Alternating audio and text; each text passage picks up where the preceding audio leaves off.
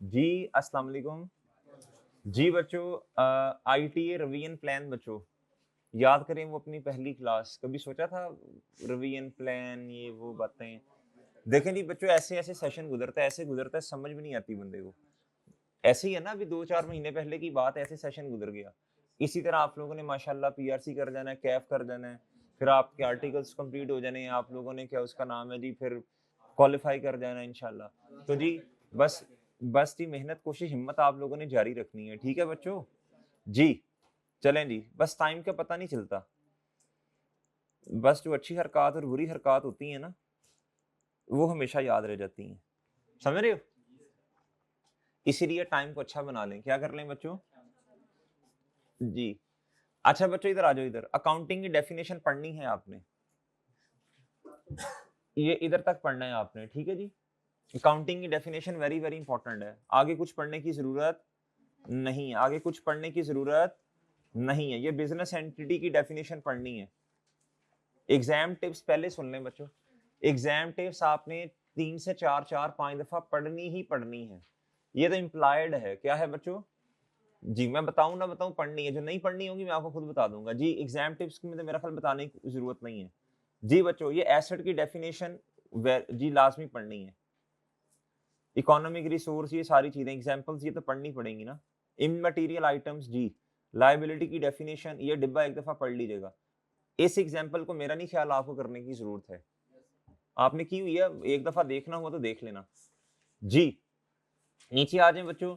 मेरा नहीं ख्याल इस एग्जांपल को भी करने की जरूरत है, आपको माशाल्लाह पहले ही आता है, फिर भी एक नजर तसल्ली के लिए देख लेना।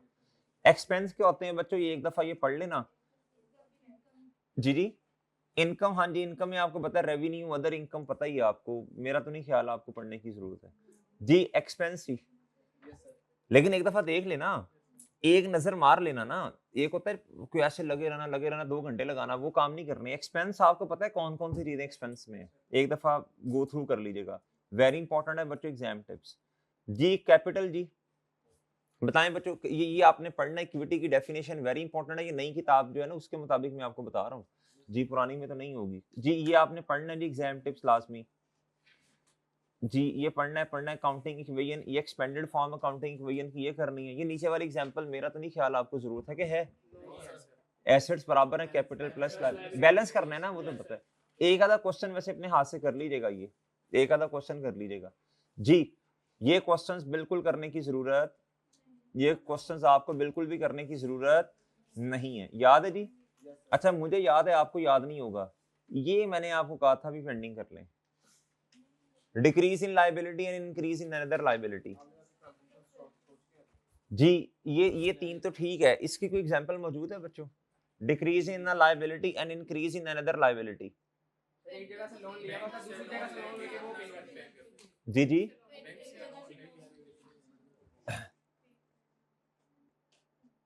क्या था जी? Payment of creditor by using bank overdraft. अब ये सुन लें क्या होता है बच्चों। चीजें परचेज की थी, परचेजेस डेबिट, और बच्चों उधार पे क्रेडिटर क्रेडिट। आपने क्या किया, सुनना जरा गौर से सुनना, सुनना बच्चों। बाय यूजिंग ओवरड्राफ्ट, ये भी तो लोन था ना। आपने यहां से ये पड़ा हुआ था, आपने यहां से पेमेंट कर दी किसको? आपने सिंपल इस तरह, ओहो, आपने ये जब लोन लिया तो ये लाइबिलिटी बढ़ गई, ये लाइबिलिटी बढ़ गई ना, ये वाली लाइबिलिटी बढ़ी ना बच्चों, लोन वाली ये। और सही है बच्चों? अच्छा जी, और जब क्रेडिटर को पेमेंट कर दी तो वो लाइबिलिटी कम होगी। डन बच्चों? जी बस ये एग्जांपल्स को सॉल्यूशन क्वेश्चन नंबर 6 एक दफा देख लेना बच्चों। अच्छा उसके बाद ये वाले जो एमसीक्यूज हैं ये तो मैंने आपको खुद करवाए हैं, ऐसे ही है ना, ऐसे ही है ना बच्चों? अच्छा मेरी बात सुने, इस पूरे चैप्टर को रिवाइज करने में कितना टाइम लगेगा? मेरा ख्याल है जी आधा पौना घंटा लग जाएगा आपका, ऐसे ही है ना? अब आपको क्या हो गया बच्चों, एक मैप दे दिया है। क्या दे दिया? कि भाई ये चीज पढ़नी है, ये इंपॉर्टेंट है, ये कम पढ़नी है, इसको एक आधी दफा देखना है, इसको क्रॉस कर दो, करना ही नहीं है। अब देखो ना, ना क्वेश्चन 1 करना, ना 2 करना, ना 3 करना, तो टाइम सेव हुआ कि नहीं हुआ? बताओ बच्चों। हाँ इस एमसीक्यूज पे शायद आपको टाइम लगे, ये कर लेने, ये जरा कर लीजिएगा, वो ठीक है। एमसीक्यूज जो मैंने करवाए हैं इसको एक दफा गो थ्रू कर लीजिएगा और डन है बच्चों। अच्छा अब आ जाए बच्चों, अब जरा सुनना गौर से बात। अब आपने ना ये चैप्टर 1 है, अब आपको मैं ये बता दूं हर चैप्टर को रिवाइज करना कैसे है। स्टेप 1 में क्या करना, 2 में क्या करना, 3 में क्या करना, 4 में क्या करना, ये जरा सुन लें। ओहो जी, स्टेप नंबर 1 बच्चों, सबसे पहला काम आपने करना है जी,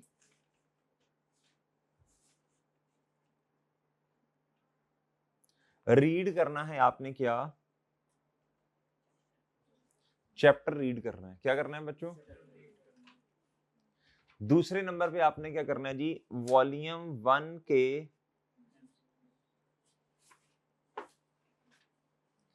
एमसीक्यूज करने हैं आपने। क्या करने हैं बच्चों? बात समझ गए बच्चों? फिर आपने क्या करना है बच्चों, वॉल्यूम 2 पे आना है। अब वॉल्यूम 2 में 2 टेस्ट हुए थे, हर चैप्टर के 2-2 टेस्ट, आपका वॉल्यूम 2 कवर्ड। ओके, वॉल्यूम 2 क्या हो गया बच्चों, आपका कवर हो जाएगा ना इस तरह। अब जरा सुन लें, अब वो टेस्ट अब आपने दोबारा क्वेश्चन देखने नहीं है बल्कि डिस्कशन लेनी है। किसकी डिस्कशन? किसकी? टेस्ट की। वॉल्यूम 2 आपका क्या हो जाएगा, ठीक है जी। वो जो टेस्ट की डिस्कशन है वो आपने दोनों ले लेनी है। और समझ रहे हो कि नहीं समझ रहे? समझ रहे? अच्छा इस तरह कीजिएगा, पहले ये कीजिएगा, पहले ये कीजिएगा, पहले क्या करना है बच्चों, ये कीजिएगा। ये करने के बाद फिर दूसरे स्टेप में ये करना, दूसरे में ये करना, क्या करना बच्चों, फिर ये करना, ठीक है? और ठीक है, फिर ये करना, फिर ये करना। डन है बच्चों? और बात समझ आई है कि नहीं आई? इससे क्या होगा, जो पास्ट पेपर्स में क्वेश्चंस बार बार आते हैं वो रिवाइज हो जाएंगे, सेल्फ मेड क्वेश्चंस जो आज तक नहीं आए वो भी इसमें रिवाइज हो जाएंगे। और सही है बच्चों, फिर आके ये एक दफा कर लेना, इंशाल्लाह आपका चैप्टर क्या हो जाएगा पूरा। इसी सीक्वेंस में चलिएगा, बेहतर है, इसी सीक्वेंस में चलना बेहतर है। ये काम इंशाल्लाह मुझे उम्मीद है आपका आधे घंटे में हो जाया करेगा। ये 2 डिस्कशंस हैं बच्चों, ये भी इंशाल्लाह ऐसे फड़क जानी है। वो 20-20 मिनट की मेरा ख्याल एक डिस्कशन आपने 2 पे तो लगाना होता है, तो इंसानों की तरह 1.5 तक पहले सुनी हुई है? पहले नहीं सुनी? वो टेस्ट की डिस्कशंस हैं, वो क्यों भेजता था मैं जमा, आपने क्या उसको रखना था पास अपने सेव करके? जी, टेस्ट की डिस्कशन नहीं ली आपने? टेस्ट डिस्कशंस नहीं ली? टेस्ट डिस्कशंस आपने ली हुई हैं पहले, वो ऐसी ही है ना। बस आप अपनी पेस जो भी आपकी पेस है उस हिसाब से सुन लें, फिर आके ये कर लें। मुझे उम्मीद है इंशाल्लाह आपका 1.5-2 घंटे में एक चैप्टर तैयार हो जाएगा। अब आपको मैप दे दिया, आपको पता होना चाहिए जी इतनी देर में मेरा ये चैप्टर रिवाइज होगा। बात समझ गए हैं कि नहीं समझे? कुछ चैप्टर्स पे ज्यादा टाइम भी लगेगा, डेप्रिसिएशन पे इन्वेंटरी पे ज्यादा टाइम लगेगा, वो 4 घंटे तक काम चला जाएगा। हो सकता है इतने में ना, हो सकता है कोई बच्चे 3 घंटे में रिवाइज कर लें, कुछ को 5 घंटे लगे, लेकिन आपके पास रोड मैप तो आ गया ना कि एक चैप्टर को ऑन एवरेज इतना टाइम लगता है। आपके पास एक प्लान आ गया, आपको चलने का रास्ता दे दिया जी कि ये चैप्टर पे इतना टाइम लगेगा, इतने घंटे आपने स्पेयर कर लेने हैं काउंटिंग के लिए। बात समझ रहे हैं बच्चों की नहीं समझ रहे? समझ रहे हो जी?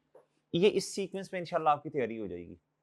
अब ये अगर मैं कहूँ ना आप खुद करें सारे, आप नहीं कर पाएंगे। आप डिस्कशंस ले लें, सारे कवर हो जाएंगे, कॉन्सेप्ट्स भी इंशाल्लाह मजीद क्या हो जाएंगे बेहतर। आपने डिस्कशंस ली हैं लेकिन पेपर रिवाइज, आप रिवीजन भी तो करनी है ना। रिवीजन इस तरह हो जाएगी, रिवीजन सॉरी ये रिवीजन ऐसे हो जाएगी। और ठीक है, बात समझ आई कि नहीं?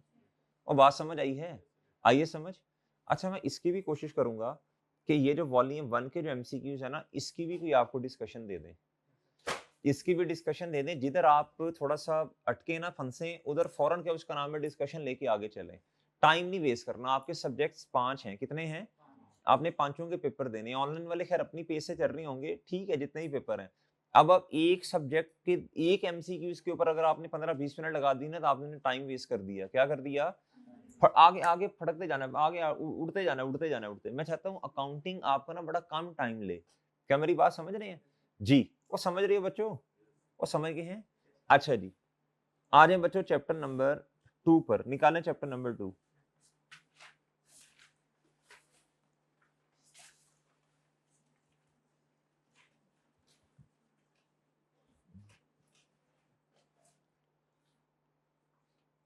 एक मिनट रुकिएगा यार ये।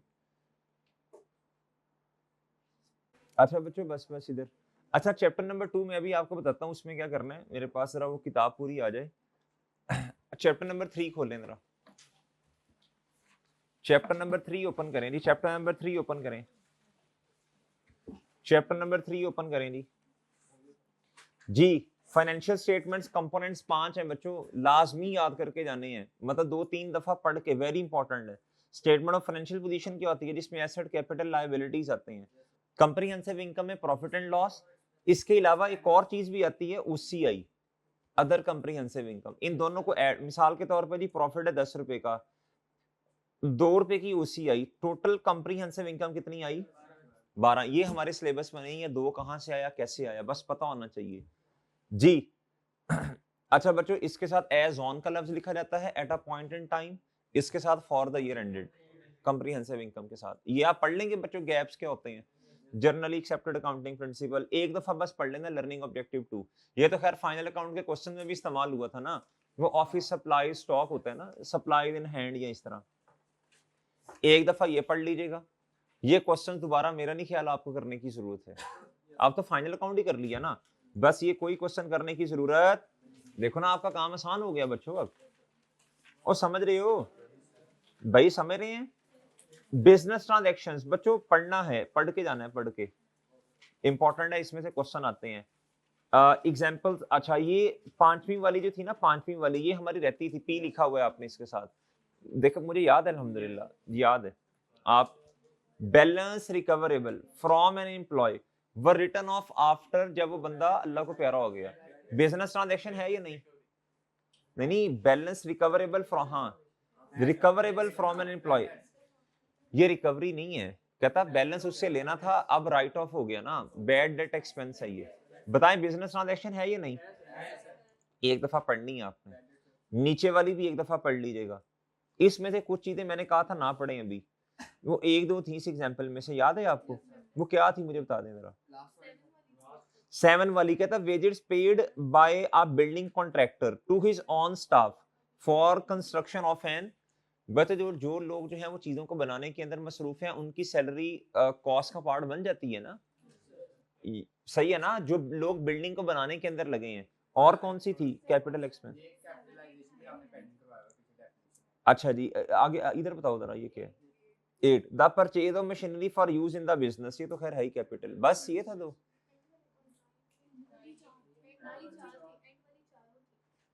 एंड वाली annual motor vehicle tax paid for existing car, ये असल में ना हर साल बाद एनुअल है ना, टाइम पीरियड मेंशन हो गया ना बच्चों, जिसके साथ टाइम पीरियड आपको बताया था, रेवेन्यू एक्सपेंस है, कॉस्ट अल्टरेशन कैपेसिटी इंक्रीज होगी, कैपिटल एक्सपेंस है ना, स्मॉल बट एक्सपेंसिव अल्टरेशन कहता विच इंक्रीज कर दी आउटपुट कैपेसिटी, कैपिटल एक्सपेंस है।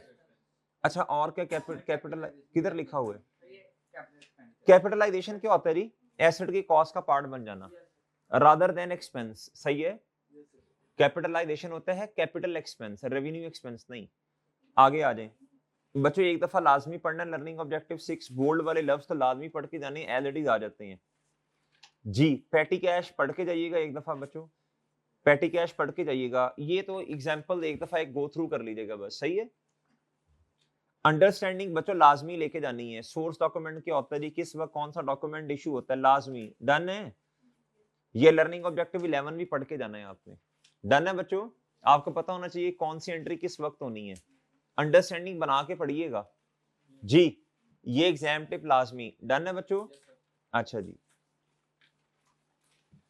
उसके बाद बच्चों मैं अभी जो चैप्टर नहीं करवा रहा, मैं आता हूं उस पे, चैप्टर नंबर 5 पे आइएगा। चैप्टर नंबर 5 एप्लीकेबिलिटी पढ़नी है बच्चों, किस पे अप्लाई होता है बताएं, क्रेडिट सेल पे। एग्जांपल्स पढ़ लेना बच्चों, ये तो वैसे ही छोटा सा चैप्टर है जी। ये मैक्सिमम थिंग्स जो डेटर के अकाउंट का पार्ट बन सकती हैं, क्रेडिट सेल की वजह से रिसीवेबल का बैलेंस बढ़ेगा, ये रिसीवेबल का लेजर है ना, और बच्चों क्रेडिट से रिटर्न की वजह से कम होगा ना, अगर कस्टमर ने पैसे दे दिए फिर भी कम होगा, बैड डेट एक्सपेंस की वजह से भी कम होगा, सेटलमेंट डिस्काउंट की वजह से भी, कॉन्ट्रा की वजह से भी। बच्चों पेपर में क्वेश्चन आ गया, पेपर में क्वेश्चन आ गया, कहता जी प्रोविजन इंक्रीज हुई है, बताएं डेटर के अकाउंट का बैलेंस ज्यादा होगा कम होगा, प्रोविजन इंक्रीज हुई है, अल्लाह के बंदे प्रोविजन इंक्रीज, एक्सपेंस ज्यादा, कॉन्ट्रा अकाउंट इंक्रीज होगा, ये कहां इंक्रीज होना है, मेरा क्वेश्चन ये नहीं है कि डेटर का बैलेंस, मैं कह रहा हूँ डेटर के काउंट में कहाँ आएगा, डेबिट या क्रेडिट साइड पे प्रोविजन का इंक्रीज होना। भाई प्रोविजन के इंक्रीज होने की एंट्री है डाउटफुल डेट एक्सपेंस डेबिट और अलाउंस क्रेडिट, प्रोविजन क्रेडिट इस अकाउंट में तो आना ही नहीं है। हाँ ये कह सकते हैं कि ग्रॉस डेटर का बैलेंस नया अकाउंट बनेगा जिसकी नेचर क्रेडिट होगी, ये उसमें से माइनस हो जाएगा क्लोजिंग बैलेंस। इस अकाउंट में ग्रॉस वाले में कोई फर्क नहीं आना, ये बात याद रहेगी। एंट्री करके देखें, जब भी कहेगा ना अकाउंट अकाउंट तो तब आपने समझ जाना क्या बात कर रहा है, वो ठीक है जी। नेक्स्ट बच्चों टाइप ऑफ डेटर्स, ये आप पढ़ लेंगे इंशाल्लाह, ये आप पढ़ लेंगे और ये सारे सिनेरियोज आपने लाजमी ये नई किताब के मुताबिक देख के जाने हैं, सारे सिनेरियोज देख के जाने हैं। इसमें एक करेक्शन भी एक दो करवाई थी मैंने। हाँ जी क्या है इसको नहीं करवाई मैंने, खुदा का खौफ कर ले यार। हाँ जी हाँ ये इंक्रीज की तुम्हें एंट्री नहीं पता क्या है केडी भाई, ये ओपनिंग आ गया, इनक्रीज की वजह से ये अकाउंट बढ़ेगा और डिक्रीज की वजह से कम होगा, ये क्लोजिंग है जी। इसमें मैंने एक दो करेक्शंस कराई थी क्वेश्चन में, जिस तरह इधर ये आपने कर लिया होगा साथ साथ। क्रेडिट लिमिट एजिंग एनालिसिस ये तो पढ़ लेंगे ना, और ये देखें इधर प्रॉफिट एंड लॉस में मैक्सिमम ये चीजें आ सकती हैं, बैडर रिकवरी की वजह से एक्सपेंस कम होगा और डिक्रीज इन प्रोविजन की वजह से भी कम होगा। ग्रॉस एडजस्टेड डेटर एसओएफपी में आते हैं, लेस अलाउंस का क्लोजिंग। डन। एक क्वेश्चन और भी पूछता है, कहता है बताएं प्रोविजन की परसेंटेज कैसे आएगी, वो तो निकाल लेंगे ना। अगर बच्चा डाउटफुल डेट की अमाउंट है 5000, कहता जी ये है जी प्रोविजन की अमाउंट, मिसाल दे रहा हूँ ये है जी 60,000, बता दें ये कैसे आएगी, बी कैसे आएगी जी। सिंपल है, अगर ना समझे 60,000 डिवाइडेड बाय 5 से हो नहीं सकता ना, ये तो पता नहीं क्या हो जाएगा, फिर 5000 माइनस ये तो ये आ जाएगा 5000 डिवाइडेड बाय ये, फिर ही आएगी ना प्रोविजन की परसेंटेज। डन। चलें जी क्वेश्चन सॉरी अब आप आ जाए जी 7 पे। जो होते जा रहे हैं याद रखना, सॉरी जो नहीं होते जा रहे वो याद रखना, 2 नहीं हुआ 4 नहीं हुआ जी। इधर आ जाए, इधर आ जाओ बच्चों, इधर आ जाओ। इन्वेंटरी की डेफिनेशन याद करनी है बच्चों, कोशिश करो नई अपडेटेड वाली बुक से, मैंने आपसे बारहा ये गुजारिश की थी, सही है ना जी, चीजें चेंज है ना। परपेचुअल की डेफिनेशन पीरियोडिक एक दफा पढ़ लेना। Methods of recording of inventory 3 होते हैं। अब देखो ना, आपको बताता जा रहा हूँ जो चीजें ज्यादा इंपॉर्टेंट एम्फसाइज करता जा रहा हूँ, जो चीजें नहीं उनको कटवाता भी जा रहा हूँ। यूनिट कॉस्ट होता है, ये तो मैंने आपको मैंने कहा था अगर एक दो चीजें पढ़ी फिर तो एक्चुअल कॉस्ट होती है। फाइफो ये टेबल दोबारा पढ़ने की जरूरत नहीं है आपको, आपको पता है एंड पे चीजें जो पढ़ी हुई हैं वो सही है। वेटेड एवरेज, वेटेड एवरेज क्या होता है बच्चों, एवरेज आउट कर देते हैं आप, वो ठीक है। इसमें आपको मैंने परपेचुअल में भी निकालने का तरीका सिखाया था वेटेड एवरेज, और पीरियोडिक में तो सारों को क्या, सारों की परचेज कॉस्ट प्लस ओपनिंग में जो चीजें पड़ी हैं उसकी cost divided by total number of unit, सही है और ठीक है। परपेचुअल में आपको तरीका बताया था वो। हाँ जी, हमें जरूरत क्यों होती है जी, अच्छा ये टेबल शेबल अब ना पढ़े बेशक, हमने बच्चों जरूरत क्यों होती है जी इन्वेंट्री, ये क्यों जरूरत होती है, ये एक दो चीजें लिखी हैं इधर, ठीक है। एग्जाम टिप ये लाजमी पढ़नी है, आपको याद है जी रेट अपडेट कब होता है, जब नई ट्रांजैक्शन आती है, नई परचेज वाली ट्रांजैक्शन होती है। सेम कब होता है बच्चों, जब कोई नई ट्रांजैक्शन ना आए, अगर आए तो सेम रेट पे आए, याद है। कंसिस्टेंसी क्या होती है बच्चों, ये बताया था आपको कंसिस्टेंसी, ये जरा देख लें कंसिस्टेंसी क्या है। कहता आपने जो भी कॉस्ट का फॉर्मूला लगाना ना, फाइफो या वेटेड एवरेज, कहता आपने फिर कंसिस्टेंटली फॉलो करना है। फॉर एग्जाम्पल कहता आपकी चीजें बताया था, नो नो कर रहे हो जी, कहता जी आपकी चीजें मिसाल के तौर पे पड़ी हुई हैं, आपकी चीजें कहता मिसाल के तौर पे बच्चों पड़ी हुई हैं साहिवाल पड़ी हैं, और कुछ चीजें आपकी लाहौर में पड़ी हैं, और कुछ चीजें लाहौर में आपकी पड़ी हैं। कहता अब ये नहीं होगा कि स्टॉक सेम है, कहता है जगह जियोग्राफिकल, कहता है ये जगह का चेंज हो जाने की वजह से फॉर्मूला चेंज नहीं होगा। अगर आप लाहौर में फाइफो इस्तेमाल कर रहे हैं, साहिवाल में भी सेम चीजों के लिए कौन सा इस्तेमाल करना है, ये लिखा हुआ है। कहता जी हैविंग सेम नेचर, कहता कंसिस्टेंटली फॉलो करें। कहता इन्वेंटरी हैविंग डिफरेंट नेचर, कहता नेचर डिफरेंट हो फिर तो सही है, कुछ चीजों के लिए फाइफो इस्तेमाल कर रहे हैं, कुछ के लिए कुछ के लिए एवको वेटेड एवरेज कहता, लेकिन अगर चीजें सेम हैं तो कहता फिर इस तरह कहता difference in geographical location it not sufficient to justify a different cost. Okay बच्चों, और डन है जी। ये मेरा नहीं ख्याल अब आपको पढ़ने की जरूरत, आपको 2 स्टेप्स पहले ही बताएं। अगर आपने क्लोथिंग स्टॉक की अमाउंट निकालनी है वेटेड एवरेज से या फाइफो से, तो आपको क्या करना पड़ेगा, उसके यूनिट्स पहले पता होने चाहिए, जितने बिक गए हैं बच्चों वो भी पता होने चाहिए। और ठीक है बच्चों, जितने बिक गए हैं वो पता होने चाहिए, जितने पड़े हैं वो पता होना चाहिए। और दूसरे स्टेप में आपने पर यूनिट कॉस्ट निकाल लेनी है, पर यूनिट रेट सॉरी निकालना है। डन है बच्चों, और डन है, पर यूनिट रेट निकालना है और डन है बच्चों। और ठीक है, मेरा क्वेश्चन आपकी तरफ आ रहा है, सुनिएगा गौर से। कहता जी while calculating inventory if any entity is using a FIFO or weighted average cost method, then there is a possibility that actual cost may vary। बताएं, कहता है एंटिटी इस्तेमाल कर रही है जी, एंटिटी इस्तेमाल कर रही है जी, चीजें ज्यादा होगी ना, यहाँ कर रही होगी फाइफो, यहाँ कर रही होगी वेटेड एवरेज। कहता जो हमारे पास स्टॉक पड़ा हुआ है, कहता उसकी एक्चुअल कॉस्ट में वेरी। बताएं क्या डिफरेंट हो सकती है, बताएं शाबाश। एक्चुअल कॉस्ट डिफरेंट हो सकती है बच्चों, एक्चुअल कॉस्ट डिफरेंट हो सकती है, एक्चुअल कॉस्ट डिफरेंट हो सकती है। क्यों? डिफरेंट रेट्स है ना बच्चों। एक्चुअल कॉस्ट मिसाल के तौर पे आपने 14 का एक यूनिट लिया, फिर 15 का, फिर 16 का, लेकिन जब आपने वेटेड एवरेज किया आपने तो एक रेट लगा दिया। और फाइफो में भी डिफरेंट हो सकती है एक्चुअल कॉस्ट, आपने यूनिट्स पहले वाले बाद में बेचे, लेकिन फाइफो में तो असम्पशन ये है ना कि जो पहले चले गए, तो ये डिफरेंट हो सकती है। डन है बच्चों, याद रखना ये। अच्छा आगे बच्चों ये रेट निकाल, यार ये क्यों तंग कर रहा है यार इस तरह। हमजा भाई हेलो यार, एक्टिव रहा करो ना।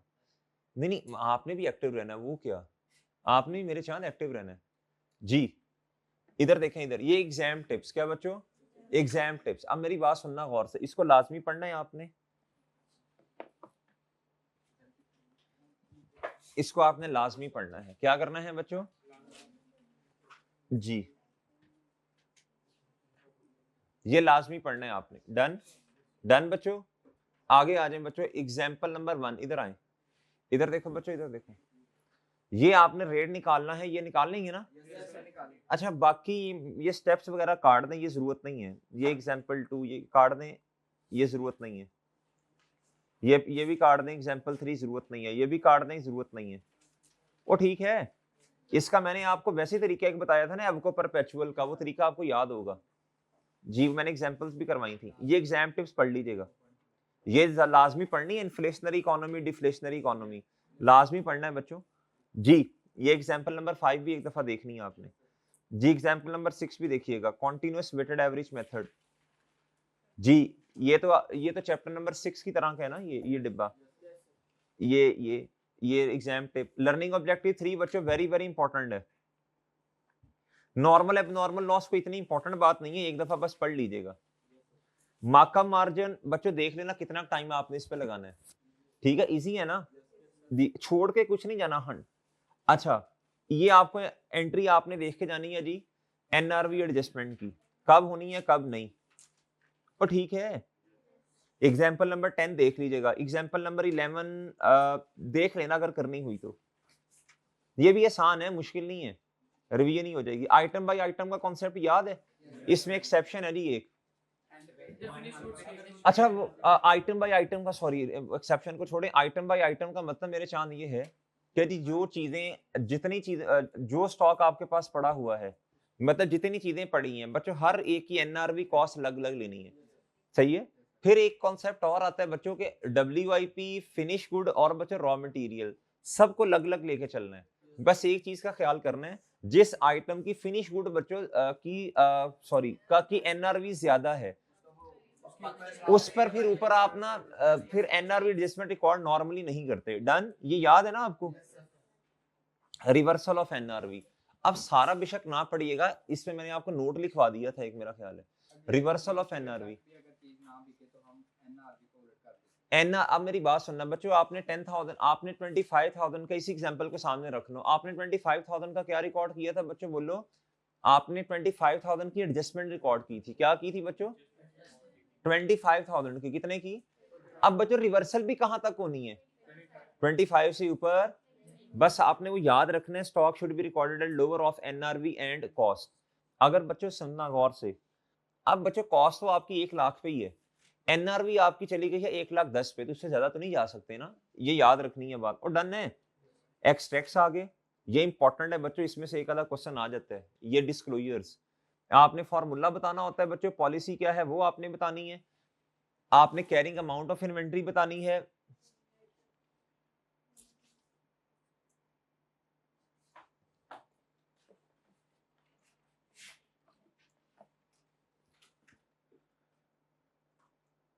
Right down of inventory, NRV की एडजस्टमेंट, चलो। और ये क्या था जी, cost of sale, cost of sale कितनी किताबों में रिकॉर्ड की, ये बतानी है। डन, डन है बच्चों। हम स्टॉक क्यों अपने पास मेंटेन करते हैं, ये आ गया। Cost measurement technique, standard cost method है। इसमें आपसे मैंने अर्ज की थी, मैंने कहा जी इसको बस याद कर लो, इसके अंदर क्रैम का लफ्ज, मैंने पूरी काउंटिंग में 2-3 चीजों को क्रैम करने का कहा होगा, थ्योरेटिकल बातें जो हैं, उसमें से एक ये भी है। अच्छा जी, अब बच्चों इसमें सप्लाईज, लेबर एफिशिएंसी, ये इस तरह की चीजें काउंट फॉर होती हैं और इनको रेगुलरली रिव्यू किया जाता है। फिर एक था बच्चों retail industry, retail industry sorry retail method, ये सिर्फ रिटेल इंडस्ट्री पे अप्लाई होगा, इसके अलावा किसी इंडस्ट्री पर अप्लाई, और वो भी तब अप्लाई होगा रिटेल इंडस्ट्री पर जब मार्जिन सेम हो। सही है बच्चों, और प्रॉफिट में कोई ज्यादा फ्लक्चुएशन है, मार्जिन फ्लक्चुएट ना हो रहा हो। डन। ये गुड्स इन ट्रांजिट आपको बताया था, आपको बताया था जी, चीजें रास्ते में है, देखना है जी कि हमारे हवाले करनी उसने सप्लायर नहीं या नहीं। सही है, कि रिस्क किसका है, रिवॉर्ड किसका है। अदर मिसलेनियस कॉन्सेप्ट्स बच्चों ये क्या है, इसमें था जी clothing stock is directly proportional to the profit while inversely. जी, और बच्चों ये तो आसान चीजें हैं। अगर आपने कहा जी चीज को बेचना है लेकिन अब नहीं बेचना, आपकी नीयत थी चीज को बेचने वाली, आपका काम ही ये है, कोर एक्टिविटी, आप कहते हैं अपने इस्तेमाल में लेके आनी है चीज, तो पीपी डेबिट इन्वेंट्री, और अगर पीरियोडिक सिस्टम है तो परचेजेस। सही है बच्चों। अच्छा जी, ये था जी चैप्टर नंबर 7। चैप्टर नंबर 8 पे आइएगा बच्चों। ये तो छोटा सा चैप्टर है ना। अच्छा, ये जरूरत नहीं है मेरा ख्याल पढ़ने की, मैंने ये क्या होता है सर्विस, ये वो फलां, ये भी जरूरत नहीं है आपको पढ़ने की, ये भी छोड़ें। बस डायरेक्ट कॉस्ट, इनडायरेक्ट कॉस्ट याद रखना। इनडायरेक्ट कॉस्ट की इधर से क्या पढ़ना है मैं आपको बता देता हूँ। प्राइम कॉस्ट पढ़ लेना बच्चों, प्राइम कॉस्ट पढ़ लेना एक दफा बस। क्या, डायरेक्ट एक्सपेंस रॉयल्टी पेड होता है ना, या फिर क्या उसका नाम है, रॉयल्टी पेड, क्या बच्चों। और एक और एग्जांपल भी दी थी, depreciation based on unit production. और बच्चों इनडायरेक्ट की डेफिनेशन, इनडायरेक्ट एक्सपेंस की डेफिनेशन एक दफा पढ़ लेना। Date can not be attributed in full, और सही है बच्चों, जो जिसको आसानी से ना देखा जा सके कि इस यूनिट को बनाने में लेबर ने कितने घंटे।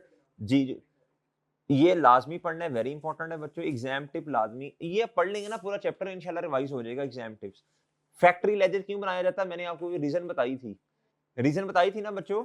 जी, आजा भाई आजा, क्या इसका नाम है, आसिम जी। कहता जी इंटीग्रेटेड सिस्टम है, और क्या है, इंटरलॉकिंग। इंटीग्रेटेड क्या था, जुड़ा हुआ, जिसमें फाइनेंशियल और कॉस्ट डाटा, यानी फैक्ट्री और हेड ऑफिस का डाटा सेम जगह। भाई ये एमसीक्यूज आते हैं इसके। जी, उसके बाद ये एग्जाम टिप लाजमी पढ़नी है, ये एंट्रीज इधर से तो पढ़नी नहीं है। हाँ जी, आपको बताया था ना। अच्छा, ये भी मेरा नहीं ख्याल पढ़ने की जरूरत है, what is a raw material work in, ये आपको पहले माशाल्लाह पता है, समझदार लोग हैं आप। ये काट दो, सब काट दो, सब काट दो, सब काट दो। जी, की कह रहे हैं, कहता जी जर्नल टू रिकॉग्नाइज। हुई, अच्छा ठीक है, नीचे है, नीचे है, ठीक है, ठीक है, ठीक है। ये आपने इसकी ना अंडर ओवर की वो पढ़ लेनी है बच्चों। ये जो एक्सप्लेनेशन लिखी है ना, ये वाली, फिक्स प्रोडक्शन इज डेबिटेड, ये असल में कह रहा है जी अंडर, कहता ओवर अंडर एब्जॉर्प्शन ना, ये असल में आपने इधर ले जाना है। कहता था fix production account is debited with the actual production overheads. कहता fix production overheads are transfer to, ये याद है, फिक्स प्रोडक्शन ओवरहेड्स को फिर हमने ट्रांसफर करना होता है डब्ल्यूआईपी में, याद है ना। जी पहले तो प्रोडक्शन ओवरहेड्स में आएंगे ना, फिर ट्रांसफर। ये अंडर ओवर की आपने लाजमी पढ़ के जाना है, ये फार्मूलाज आपने लाजमी पढ़ के जाने हैं जी। एब्जॉर्ब ओवरहेड क्या होता है, इंपॉर्टेंट है। प्री डिटरमिन रेट क्यों निकाला जाता, होता क्या है, याद है आपको जी। उसके बाद बच्चों ये फॉर्म ये आपने लाजमी एक दफा देख लेनी है चीजें। डन। इसके 3-4 भी एमसीक्यूज भी पढ़े हैं, चले वो कर लेंगे इंशाल्लाह, याद लिख लो जरा एक दफा जी। इसके पढ़े हैं ना, मुझे याद है। अच्छा इसमें क्वेश्चन कैसे कैसे आ सकते हैं, आपको पूरी इस मैन्युफैक्चरिंग अकाउंट पे ग्रिप होनी चाहिए। प्राइम कॉस्ट प्लस प्रोडक्शन, और उसमें भी बच्चों जो डेटा है मटेरियल का, वो मटेरियल डायरेक्ट मटेरियल कैसे आएगा, ओपनिंग प्लस आपने परचेजेस की होंगी, कैरिज इन होगा, और समझे हो consumed, consumption, manufactured, manufacturing, available, ये सारी चीजें आपको ग्रिप होनी चाहिए। मैं अवेलेबल फॉर मैन्युफैक्चरिंग क्या ज्यादा हो सकता है मैन्युफैक्चर्ड से, ये बातें याद है ना। अच्छा जी, उसके बाद आ जाओ बच्चों चैप्टर नंबर 9, सॉरी चलो 9 पे आ जाओ पहले, कोई नहीं। 10 के 10 सवाल मैंने करवाए आपको बच्चों, लाजमी खुद करने हैं, लाजमी खुद करने हैं। और क्या करना है आपने बच्चों, इधर इधर देखें, इधर बच्चों एनालिसिस आपको बताया था, बाय नेचर क्या होता है, बाय फंक्शन, बस नाम याद कर लेने। अब आपने क्या करना है बच्चों, विद रिस्पेक्ट टू एक्टिविटी का मतलब बाय फंक्शन, और विद रिस्पेक्ट टू नेचर का मतलब सारे अपने अपने नामों से आ रहे हैं, बस इतना पढ़ना काफी है। लर्निंग ऑब्जेक्टिव 2 पे लिखो, वेरी इंपॉर्टेंट। लर्निंग ऑब्जेक्टिव 2 पे लिखो, वेरी इंपॉर्टेंट। अब आप मुझे खुद बताएं, माशाल्लाह समझदार लोग हैं। कहता जी मर्चेंटाइज या ट्रेडिंग कंपनी, ट्रेडिंग कंपनी जो होती है ना बच्चों, इसके पास ना याद रखना बच्चों स्टॉक ज्यादा पड़ा होता है। क्या पड़ा होता है बच्चों, स्टॉक ज्यादा होता है, रिसीवेबल्स कम होते हैं। जो सर्विस बिजनेस होता है ना, सर्विसेज को लोग इतनी वैल्यू, अब मैं आपको एक चीज बेचूं ना और दूसरा मैं आपको सर्विस दूं, आपके लिए सर्विस के इतने पैसे कैसे हो गए हैं। अगर चीज बेचूं आपने कहा ना हाँ हाँ हाँ ठीक है ये चीज इतने की है। तो बच्चों जो सर्विस बिजनेस होता है ना, उसमें एसेट्स में रिसीवेबल्स का बैलेंस ज्यादा आ रहा होता है। बात समझे हैं बच्चों। कहता जी a large percentage of asset comprises inventory. Trading में जब आप चीजों को बेचते हैं, सही है, चाहे मैन्युफैक्चरिंग हो, ट्रेडिंग हो, जब सर्विस के बिजनेस में ज्यादा किसका होता है बच्चों, रिसीवेबल का बैलेंस। और सही है, ये पेपर में आ सकता है, एसेट्स में ज्यादा चीज क्या पड़ी होगी, आपने कहना रिसीवेबल। इधर ट्रेडिंग में they have less cash on hand than service business. कहता है सर्विस बिजनेस के पास हाथ में कैश ज्यादा होता है, as their capital is tied up in relatively illiquid assets. कहता है असल में इनके पास कैश कम होता है, सर्विस वालों के पास कैश, इन्होंने इन्वेंट्री परचेज करनी होती है ना, इन्वेंट्री परचेज करनी है, और बच्चों फिर उसके पैसे देने हैं, पेबल लाइबिलिटीज पे करनी है अपनी, क्रेडिटर को पैसे देने हैं, सप्लायर को। बात समझ रही है बच्चों, इसलिए इनका कैश कम होता है एज कंपेयर टू इधर। और बात समझे, कहता the funds of service are usually tied up, कहता जी इनके ना रिसीवेबल का बैलेंस बहुत ज्यादा होता है। और बात समझे हैं, ये वही कह रहा है, टाइड अप का मतलब है जी हर बंदा चाहता है जी मेरे बिजनेस के पास नॉर्मली कैश ज्यादा हो, सही है ना। क्यों बच्चों, आप क्या चाहते हैं, आपका रिसीवेबल बैलेंस ज्यादा हो या कैश बैलेंस ज्यादा हो। कहता इन रिसीवेबल की वजह से ना इनका बैलेंस ना करंट एसेट्स में वही ज्यादा आ रहा होता है एज कंपेयर टू कैश। और सही है बच्चों। अच्छा जी, some companies income statement show calculation of, इस तरह की कंपनीज जो है जब चीजों को बेचते हैं तो कॉस्ट ऑफ गुड सोल्ड आएगा ना, इधर क्या कॉस्ट ऑफ गुड सोल्ड आएगा। क्यों, आप कौन सी चीजें बेच रहे हैं। There is no line item of cost of good sold in income statement of service. इधर सिंपल आएंगे, इधर सिंपल बच्चों, इनकम लेस एक्सपेंसेस। डन बच्चों, वो समझ गए हैं, ये इंपॉर्टेंट है, लाजमी पढ़ के जाना, एमसीक्यू आ सकता है इसमें से। ये फॉर्मेट एक दफा देख लेना बच्चों, एक नजर ये फॉर्मेट, अब आपको खैर आता ही है माशाल्लाह, आपकी मर्जी है, ये लाजमी पढ़ लेना बच्चों। ये इसमें क्या क्या चीजें आ रही होती हैं, ये लाजमी पढ़ लेनी है आपने, और ठीक है। अच्छा ये अब रहने दें, ये पढ़ लेना अनएडजस्टेड ट्रायल क्या होता है, उसके अलावा बाकी चीजें पढ़ने की जरूरत, काट दें, सब काट दें, सब काट दें, एंड तक काट दें बच्चों, काट काट काट, सारा सारा सारा सारा सारा सारा सारा सारा, कुछ नहीं पढ़ना, कुछ नहीं पढ़ना, काट काट काट, चलो चलो काट दो काट दो। बाकी फिर क्वेश्चंस कर लेने हैं। डन, डन है बच्चों जी। चैप्टर नंबर 10 पे आइएगा, बीआरएस बच्चों है कौन सा, बीआरएस वाला जी, बीआरएस वाला आसान चैप्टर है, क्या मसला है जी, कोई नहीं, करो ना, प्रैक्टिस कर लो ना। अच्छा इधर देखें, ओहो, अगर आप मेरे से पूछें सर ज्यादा न्यूमेरिकल्स किस चैप्टर में से आते हैं, बीआरएस में से, depreciation, bad and doubtful debt, bad and doubtful debt में से एक दो ही आते हैं, डेप्रिसिएशन में से भी एक दो ही आते हैं, बीआरएस में से दो तीन आ सकते हैं। उसके अलावा आपका जो इन्वेंट्री है, इन्वेंट्री में से दो तीन एमसीक्यू आ सकते हैं, या तो आपसे कॉस्ट निकलवा सकते हैं, आपको डेटा दिया होगा ना कि ये इंश्योरेंस इन ट्रांजिट है, चीज को लेके आने का खर्चा, इस तरह ये निकलवा सकता है, या आपसे कैलकुलेशन करवाएगा एनआरवी वाली, बताएगा, कहेगा बताओ क्लोथिंग स्टॉक किस अमाउंट पे आना है, कर दोगे इसको कैलकुलेशन ये, या मार्जिन मार्कअप का कॉन्सेप्ट आ, ये दो तीन कैलकुलेशंस हैं इसमें। बैड डेट में कैलकुलेशन मैंने आपको चैप्टर ही चेंज कर दिया ना पुरानी किताब के मुताबिक, वो स्टेप्स वो लाजमी इंशाल्लाह वो भी हो जाएगा। ज्यादा पोर्शन कॉन्सेप्चुअल होता है, तीन तरह के क्वेश्चंस आते हैं, वो भी मैं आपको बता दूंगा, बता देता हूँ आपको कि क्या किस किस रेशो से क्वेश्चन आते हैं, बता देता हूँ इंशाल्लाह जी। पेपर पास हो जाएगा इंशाल्लाह, परेशान नहीं होना, अकाउंटिंग पास हो जाएगी आपकी जी। बात समझ रहे हैं जी, बच्चों को अकाउंटिंग की ज्यादा टेंशन होती है ना जी। इधर देखें, इधर आप इंशाल्लाह पास कर लेंगे, अल्लाह ने चाहा तो कर लेंगे ना इंशाल्लाह जी। बस अब तहैया कर लो बच्चों, इस ये अटेम्प्ट बस खत्म, पीआरसी कैब शुरू कर लेना इंशाल्लाह आपने, अल्लाह ने चाहा तो। इधर आ जाए बच्चों, ये मेरा नहीं ख्याल पढ़ने की जरूरत है, ये एक दफा पढ़ लेना, ये तो 2 मिनट में पढ़ लोगे। अच्छा, लाजमी पढ़ना है पे ऑर्डर, लाजमी पढ़ना है पे ऑर्डर, एक दफा एग्जाम टिप्स तो मुझे मेरा ख्याल बताने की जरूरत नहीं है। बैंक स्टेटमेंट बच्चों, ये आपको याद है बच्चों, कैश बुक में जो चीज डेबिट साइड पे आती है, बैंक स्टेट क्रेडिट साइड पे, ये एग्जाम टिप पढ़ लेना खुद ही, वो सारी चीजें रिवाइज हो जाएंगी। हम कैश बुक में चीजों को एसेट के पॉइंट ऑफ व्यू से देखते हैं, एसेट कैश आएगा एसेट बढ़ेगा, कैश आएगा एसेट कम होगा। बैंक स्टेटमेंट में लाइबिलिटी के पॉइंट ऑफ व्यू से चीजें देखनी है आपने जी। एरर मेड, ये एक दफा देख लेना, मेरा ख्याल है आप एक एक दफा इसको बस सरसरी सी नजर मार लेना ना। डिसऑनर को जरा गौर से, डिसऑनर अब आपको प्रैक्टिस करवाई दिया, मेरा नहीं ख्याल देखने की जरूरत है, और समझ रहे हो, आपको पता है ना, सिंपल है बच्चों, हमारा बैलेंस कम है तो बढ़ा दो डेबिट साइड पे एडजस्टेड कैश बुक, हमारी पेमेंट कम है तो पेमेंट साइड पे रिकॉर्ड करो, रिसीट रिकॉर्ड करनी थी, पेमेंट रिकॉर्ड कर दी, अब दो काम करने हैं, याद है आपको चीजें। अच्छा, फिर डिफरेंस आता है एरर मेड बाय बैंक और टाइमिंग डिफरेंस, अब तो टाइम वो भी आपको माशाल्लाह पता है, अनक्रेडिटेड अनप्रेजेंटेड, एक नजर देख लेना बस, ये पढ़ लेना है। बीआरएस लाजमी ये पढ़ना, पर्पज लाजमी पढ़ना, कौन बनाता लाजमी, दो फॉर्मेट्स हैं देख के जाना जी। और बच्चों ये ना क्वेश्चन लर्निंग ऑब्जेक्टिव 5 वाले, ये सारी एग्जांपल्स करके जानी है आपने इंशाल्लाह, ये कर लेंगे ना फिर सही है, फिर आसान हो जाएगा ये करके जाना। इसमें मैंने कुछ चीजें चेंज करवाई थी, याद है आपको, ये मैंने, याद है, ये मैंने ये गायब करवा दिया था, balance as per cash book, मैंने कहा था जी, ये आपको याद है, मैंने खुद करवाए थे ये क्वेश्चन। असल में इधर ना जो सोल्यूशन में हुआ है ना टाइप 1 में, वो उन्होंने बैंक स्टेटमेंट का बैलेंस निकालना, मैंने कहा आपके दो तरह की चीजें तैयार हो गई हैं, आप रखो balance as per bank statement ऊपर, एडजस्टेड कैश बुक का आ जाएगा ये। इन्होंने क्या किया, इन्होंने कैश बुक का बैलेंस ऊपर रखा, और इनके पास क्या आ गया बच्चों, हमने दो दो तरह के क्वेश्चंस किए, सोल्यूशन में दूसरी तरह, और मैंने जो करवाए थे वो दूसरी तरह, ठीक है, ताकि पक्का हो जाए।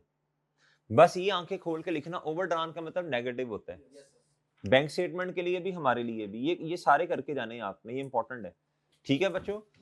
चैप्टर नंबर 11 जी, चैप्टर नंबर 11 तो अभी ताजा ताजा पढ़ा है, ये तो अभी बस, इसमें मेरा नहीं ख्याल कुछ ज्यादा पढ़ने की जरूरत है। इधर देखें, वो तो कहानियां शानी, वो तो आपको सारी ऐसे बताइए, अब आपको मेरा नहीं ख्याल पढ़ने की जरूरत है, ये जरूरत नहीं है। एक्सप्लेनेशन ऑफ डे बुक आपको पता होना चाहिए, 6 किस्म की किताबें हैं बच्चों, बस आपको पता होना चाहिए जी। सेल डे बुक में क्या आता है जी, सेल इनवॉइसेस, सही है बच्चों, क्रेडिट सेल्स आती हैं, क्रेडिट परचेज डे बुक में आती हैं, पढ़ लोगे। और बच्चों कैश बुक में कैश बुक वाली चीजें, और जो कहीं नहीं आया वो जनरल जर्नल, जनरल जर्नल में आप एक जगह चीज को रिकॉर्ड नहीं करते बल्कि उसकी एंट्रीज करते हैं, इसमें पीरियड एंड एडजस्टमेंट्स आती हैं। पीरियड एंड एडजस्टमेंट्स का मतलब है जो काउंटिंग पीरियड के एंड पे करनी है, एनआरवी एडजस्टमेंट होगी, अंडर स्टेटेड ओवर स्टेटेड वाली एडजस्टमेंट्स हो गई, अक्रूवल प्रीपेमेंट्स वाली चीजें हो गई, डेप्रिसिएशन हो गया, बैड डेट हो गया बच्चों, bad and doubtful debt expense का इंक्रीज डिक्रीज हो गया, और डन है बच्चों, कर लें। हाँ, सेटलमेंट डिस्काउंट की एंट्री इधर होनी है, बाहर रिकॉर्ड पर्पस के लिए वो आप कैश बुक में रिकॉर्ड करते हैं, 3 कॉलम कैश बुक में, ठीक है। ये एक दफा पढ़ लेना बच्चों, तो मेरे साथ ही आपने पढ़ा। ये कंट्रोल अकाउंट छोड़ें बच्चों, अब मेरी बात सुन लें बच्चों। कंट्रोल अकाउंट इंडिविजुअल अकाउंट्स का मतलब फर्क समझ आया था आपको? कंट्रोल अकाउंट काउंटिंग का पार्ट है, इंडिविजुअल अकाउंट्स वर्किंग पर्पस के लिए होते हैं। जितने भी अकाउंट्स हम अकाउंटिंग में बनाते हैं सारे जनरल हैं, मेन है, नॉमिनल है, एक्सेप्ट रिसीवेबल एंड पेएबल के इंडिविजुअल अकाउंट्स, इन्हें सब्सिडरी अकाउंट्स भी कहते हैं। वाउचर आपको समझा दिया था, alternative of books of prime entry support करता है उसे, और सही है बच्चों। ये कुछ कॉन्सेप्ट्स हैं बच्चों, जिस तरह ये हो गया जी, ये मैं जितना पढ़ाऊंगा बस आपने उतना पढ़ना है बच्चों। कंसिस्टेंसी का मतलब मैं आपको पहले ही समझा चुका हूं, अभी समझा के आया हूं। अगर आपने कोई फॉर्मूला, अगर आपने मेथड इस्तेमाल किया डेप्रिसिएशन का स्ट्रेट लाइन, अब आपने रिड्यूसिंग बैलेंस मेथड में जाना तो इजाजत है, लेकिन वैलिड रीजन होनी चाहिए। वो चैप्टर नंबर 6 में बताई थी, इफ इट गिव बेटर या फेयर प्रेजेंटेशन। आपने कोई भी मेथड चेंज करना ना, कोई भी चीज चेंज करनी है, उसकी वैलिड रीजन हो, अदरवाइज चेंज। सही है, पेपर में क्वेश्चन आया, कहता है बताएं फाइफो से वेटेड एवरेज में जाया जा सकता है, या रिड्यूसिंग बैलेंस मेथड से स्ट्रेट लाइन में जाया जा सकता है? आपने कहना yes, if it gives better या फेयर प्रेजेंटेशन। कहता है ये कंसिस्टेंसी की वायलेशन नहीं है, आपने कहना नहीं। अगर वैलिड रीजन है तो फिर कोई मसला नहीं है। और समझे, मटेरियल का मतलब आपको पहले मुझसे ज्यादा पता है, वो छोटे छोटे नहीं, वो इमटेरियल है। मटेरियल का मतलब है जी सिग्निफिकेंट। आपने कोई भी चीज इसलिए रिकॉर्ड, बच्चों जो भी चीज अकाउंटिंग में है आपने हर एक चीज को क्या करना है, रिकॉर्ड करना है। आपने उसे अहम ही समझना है, और समझे हो? सही है बच्चों। अच्छा, वैसे आप ऑडिट में जाके मटेरियल का मतलब सही वाला आप समझेंगे। मटेरियलिटी क्या होती है? मटेरियलिटी होती है बच्चों कोई भी चीज अहम, कोई भी अहम चीज जिसकी वजह से stake holder of financial statement जो है ना, उनका डिसीजन क्या हो बच्चों, अफेक्ट हो। उसके लिखने की वजह, उसके ना लिखने की वजह से, उसको डिस्क्लोज मतलब अंग्रेजी उसकी या अमाउंट्स ना लिखने की वजह से आपका डिसीजन क्या हो जाए, अफेक्ट हो जाए। इस चीज को क्या कहते हैं, मटेरियल। प्रूडेंस आपको पहले ही पता है। Matching concept chapter number 4, income और एक्सपेंस को मैच करना है आपने, समझे बच्चों? और समझे हैं? सेपरेट एंटिटी आपको पहले ही पता है। फेयर वैल्यू मार्केट वैल्यू को कहते हैं। मार्केट वैल्यू का, फेयर वैल्यू का मतलब है जी मार्केट वैल्यू, यानी अब मैं कहता हूं जी इस मोबाइल की मार्केट वैल्यू होगी कोई, आप कहेंगे यस सर, क्यों? इसकी मार्केट एग्जिस्ट करती है। इसकी मार्केट क्या करती है? किसी भी चीज की मार्केट वैल्यू तब होगी जब उस चीज की मार्केट क्या करे बच्चों, एग्जिस्ट करे। जी मोहतरम।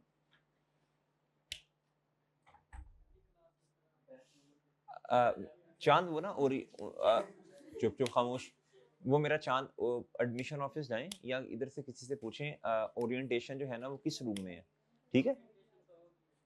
अच्छा, वैसे क्लास लेने आए हो? बैठ जा बैठ जा, ये क्लास एंड हो रही है, ये क्लास पे पहली तुम्हारी कहाँ से आ गई? अच्छा, वो माहौल माहौल देखने आया भाई मेरा। बैठ जा मेरा चांद, बैठ जा। इधर इधर इधर, कोई क्लास नहीं ढूंढ रहे? अच्छा आप जाओ, उन्हें को आज जो नया सेशन स्टार्ट हुआ है ना, उसकी पहली क्लास किस रूम में है वो बता दें। इधर मेरा चांद, इधर बाहर ना कोई होगा उनसे पूछो, या रूम खोल के अंदर जाके किसी से पूछ लो। जी, फेयर वैल्यू क्या होती है बच्चों?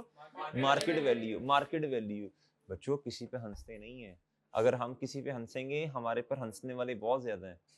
मेरी बात समझ रहे हैं? हंसते नहीं है किसी पे, जिंदगी में याद रखना। किसी पे हंस तंजन नहीं हंसते, वो नहीं पता चला कोई, उसको गाइड करो। क्या करो? गाइड को। सर जी आप भी तो हमारा तवा लगाते हैं। बच्चों वो एक अलग कॉन्सेप्ट है। देखो आप तो मुझे जानते हो ना, ठीक है? और वो बेचारा पहले दिन आया, वो तो कंफ्यूज हो जाएगा, वो तो कहेगा ले भी मैं नहीं पढ़ता ये तो सब समझ रहे हो बच्चों? जी नुकसान होगा। जी इधर इधर इधर, fair value is the amount for which an asset could be exchange between. जब आप नहीं जानते थे तो मैं आपके साथ भी मजाक नहीं था करता, सही है ना? सिर्फ पढ़ाई की बातें, फिर आहिस्ता आहिस्ता आहिस्ता आहिस्ता क्या होता है बच्चों, रोस्टिंग। जी अच्छा बच्चों, अगर किसी चीज की मार्केट एग्जिस्ट करती है बच्चों, और चीज को बेचने वाला खरीदने वाला दोनों क्या है, रैशनल है, नॉलेजेबल। आप इकोनॉमिक्स में पढ़ते हैं rational, buyer and customer should be rational, और सॉरी बायर एंड सप्लायर, बेचने और खरीदने वाला दोनों रैशनल होने चाहिए। वो बेचने के लिए राजी हो, हाँ जी सेम प्राइस। और इन आर्म्स लेंथ ट्रांजैक्शन है जी कि एक आर्म का फासला नहीं, इस तरह नहीं एक उधर खड़ा हो एक इधर नहीं, ये नहीं। आर्म लेंथ का मतलब है बच्चों जो प्राइस बनती है वही प्राइस, सही है बच्चों? अच्छा, ऑफसेटिंग का मतलब आपने पढ़ना नहीं है, मैं हल्का सा बता देता हूँ। एसेट्स अलहदा किताबों में आएंगे और लायबिलिटीज अलहदा से किताबों में आएंगी। क्या मेरी बात समझे हैं कि नहीं समझे? एसेट अलहदा से किताबों में आएंगे और लायबिलिटीज अलहदा। क्या ऐसा तो नहीं करना कि लायबिलिटीज को रिकॉर्ड ही ना करो? नहीं। इसकी एग्जांपल हमने फाइनल अकाउंट में पढ़ी थी। उसने कैश एंड बैंक के अंदर नेट कर दिया था ओवरड्राफ्ट को। हमने कहा था नहीं, ये हरकत नहीं करनी, ओवरड्राफ्ट को अलग लिखो। प्लस 30 हमने कैश के बैलेंस को भी बढ़ाया था और बैंक के बैलेंस को भी। ये होता है ऑफसेटिंग। ऑफसेटिंग करने की इजाजत, एक्सेप्शन क्या है बच्चों? जहां खुद स्टैंडर्ड कह दे। जिस तरह कॉन्ट्रा सेटलमेंट है, कॉन्ट्रा में हम इधर लिख लो ना, इधर लिख लो, asset and receivable and payable को नेट करने की इजाजत। ऑफसेटिंग का मतलब होता है किसी भी चीज को, ना इनकम एंड एक्सपेंस को, ना रिसीवेबल पेएबल को।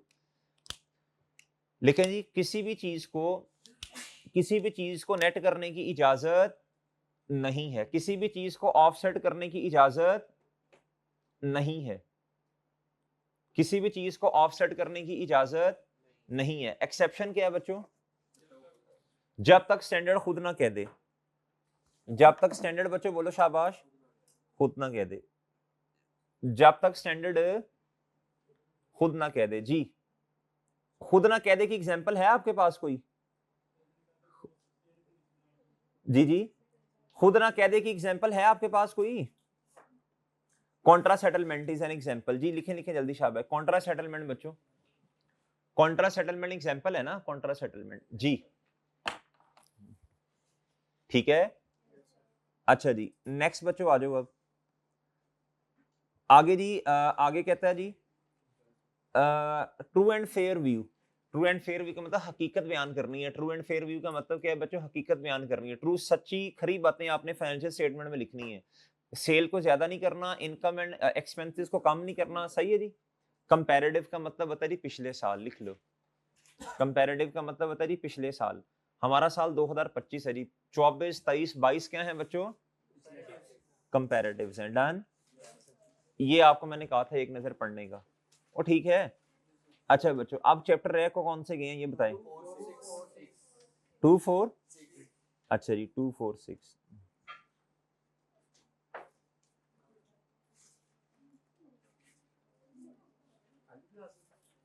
जी जी जी, कल है क्लास। नहीं नहीं, कल नहीं, मैंने एक ही लेक्चर में करवाने हैं ये।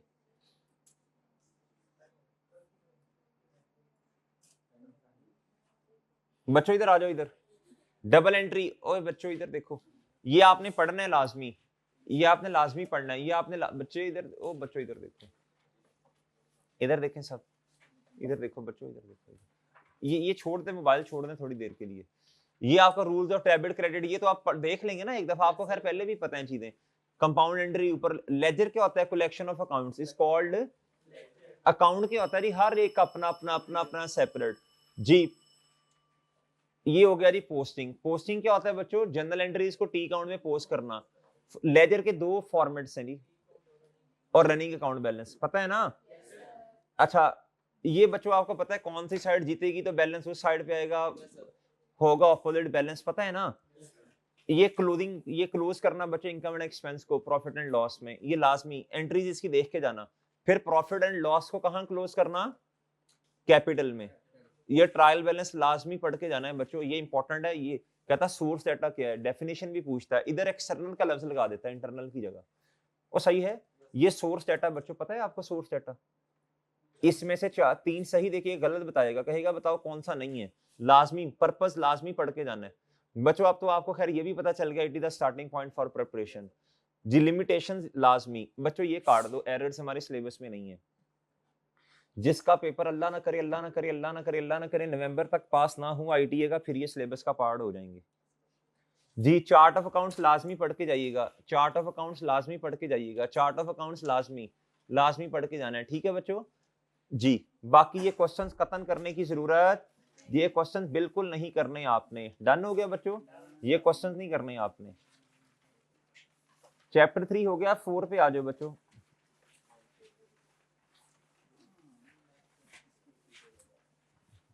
बच्चों चैप्टर 4 तो बहुत छोटा सा चैप्टर है, बहुत इजी है, हैं?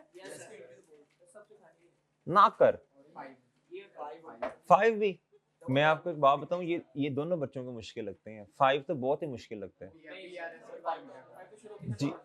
है अच्छा 5 चेंज कर दिया ना असल में, इसलिए मुश्किल लगता था। इसमें भी 4 में भी चीजें चेंज की हैं इस दफा काफी जी। सी हाँ हाँ हाँ हाँ, मुझे नहीं पता, वो तो यही बताएंगे मैनेजमेंट वाले। ये अभी 5-7 मिनट में जी। Cash basis of accounting, cash basis of accounting जी, कैश बेसिस ऑफ अकाउंटिंग जी। इधर देखें बच्चों, कैश बेसिस ऑफ अकाउंटिंग बच्चों, इसमें पता है ना आपको, रिसीवेबल पेएबल कैश बेसिस में नहीं होता। कैश में हम ये एंट्रीज कर देते हैं। अच्छा अक्रू, ये तो मेरा ख्याल आप देख, अच्छा ये there are 2 systems of accounting, एक सिंगल अकाउंट, एक डबल। डबल तो हमने गोली मार दी ना, हमने बस पता होना चाहिए, बाकी पढ़ना पढ़ना आपने कोई नहीं है। ये बच्चों इसके मैंने ना आपको समरी बना के दी थी एक, उसमें समरी में सारी चीजें ये लिखी हुई हैं। बस आपने एक चीज का ख्याल करना है कि शुरू में एंट्री क्या हुई है। ये तो खैर फाइनल अकाउंट में भी देख लिया था ना, कैश डेबिट, इनकम क्रेडिट या अनअर्न्ड इनकम क्रेडिट, फिर उसके हिसाब से जो एंट्री हुई रिवर्स कर देनी है पीरियड एंड पे। ये देख लेना, आपने समरी से पढ़ना है, आपकी मर्जी है जैसे भी। जो एग्जांपल ये मैंने नहीं करवाया आपको लर्निंग ऑब्जेक्टिव 3, मैंने ये लर्निंग ऑब्जेक्टिव 3 आपको करवाया ही नहीं है, याद है? इसमें से कुछ क्वेश्चन शायद 1-2 करवाए हो। नहीं, ये लर्निंग ऑब्जेक्टिव 3 मैंने आपको बताया था इधर से, ये अकाउंटिंग पीरियड आइडेंटिफाई करना जुबानी बताया था। अच्छा इसमें जो करवाया बस वो करना, नया कुछ नहीं करना, डन है। ये समरी लाजमी पढ़ लेनी है आपने। चैप्टर नंबर 6 मेरा ख्याल एक रह गया बस।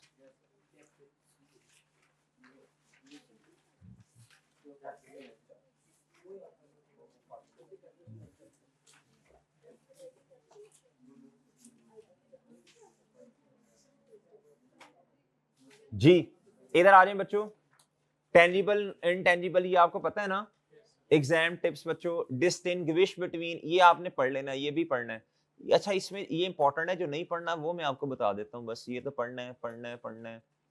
ये एग्जाम्पल भी करनी है, ये तो करते जाएंगे इंशाल्लाह। ये वेरी वेरी इंपॉर्टेंट है, ये एग्जाम्पल लाजमी, इससे पूरा सारा कुछ रिवाइज हो जाएगा 3A से। एग्जाम्पल 3A से सब कुछ रिवाइज हो जाएगा जी। ये बच्चों सब्सिक्वेंट ये वाले, बस इसको ना, इसको पढ़ना हुआ पढ़ लेना, नहीं पढ़ना तो ना। सी सब्सिक्वेंट का मतलब है बाद में भी एसेट को परचेज करने के बाद खर्चे होते हैं, कैपिटल या रेवेन्यू, पता है ना। साइज पे डिपेंड नहीं करेगा कि खर्चे के, आपने क्या ना नेचर को देखना है। कंजम्पशन का मतलब होता है जी आपने एसेट ले लिया, थोड़ा थोड़ा करके इस्तेमाल होगा, ये एंट्रीज देख के जानी है।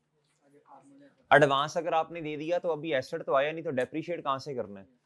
ये एग्जांपल नंबर 4 ये डेप्रिसिएशन बच्चों, ये जरा देख लेना एक दफा चीजें सारी, इसमें 4 मेथड्स हैं सारों की जी। वो अब आपने देखते जाना, ये चैप्टर इंपॉर्टेंट है, इसमें गुंजाइश नहीं है चीजें छोड़ने की।